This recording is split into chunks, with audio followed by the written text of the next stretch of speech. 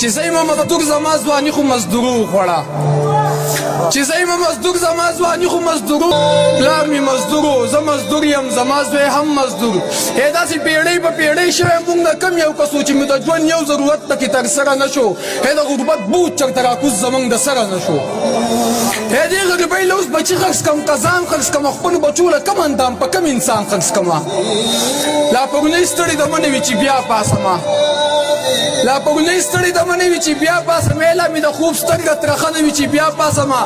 سهار وختي زه بیا د ښار طرف ته لاړو نیسم د پول مزدور یمه په پول کې انتظار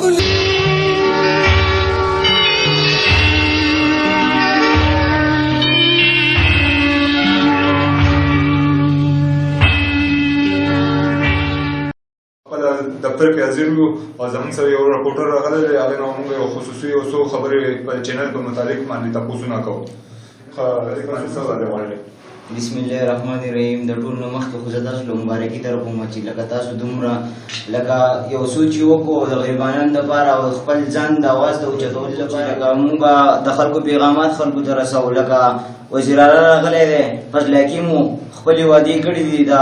صافیانو دپاره به کالیانې جوړوي دغه به کوي پکار دی چې اخبار فروش ولهم سوله منظور کړي د دو باندې نظر وکړي خامخا د دو غریبانان دي لکه څه وسې نه کېږي لکه پکار دی په اخبار کې دومره څه نشته زه په خپله اخبار فروش یم ما ته د هر څه پته ده نو پکار دی چې د دو لکه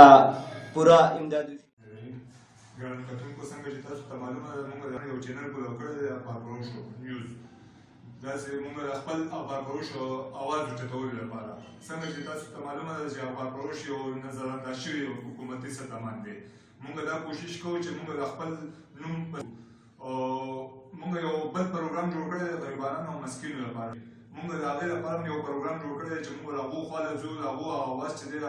اعلی حکامو ته ورسوو او بل چې دی موږ یو داسې پروګرام جوړ کړی دی نوجوانانو او بچو لپاره چې هغه ټیلنټ به موږ اجاګر کوو د دې عوامو ته یې ورښوو او د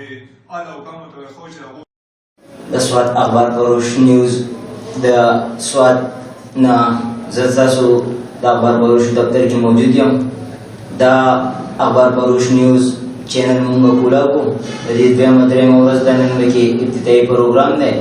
نو مونږ وی چې دا چینل مونږ کولاو کړو زموږ دپاره د اخبار فروشو دپاره څوک اواز نه چوتی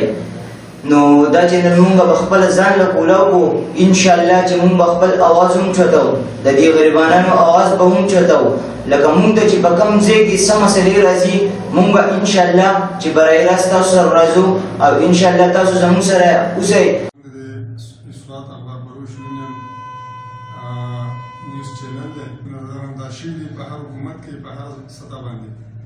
نو د دې لپاره زموږ د ملګرو دا پروګرام جوړ کړی دی او تاسو ټولو عوامو ته مونږ دا کوو چې یاره زموږ دا پروګرام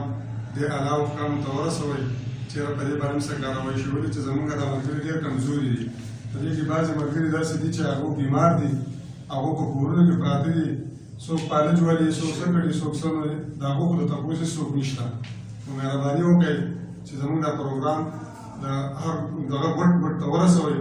چې په دې باندې څه کاروایي شوي چې دا هم د خدای تعالی بندګان دي زموږ د امپلیګان مینېګان په دې بازارونو کې دا ملګري ټول ویني په دې چوکونو کې په یو ځای بل ځای کې ګرځي او دا خپله لیکن نن سبا حالات ډېر زیات خراب شوي دي نو موږ وایو چې دغه کوم ملګري چې بیمار دي د هغو کم از کم تپوس وشي د دې ملګرو موږ په حکومتي سطح باندې څه تپوس وشي والسلام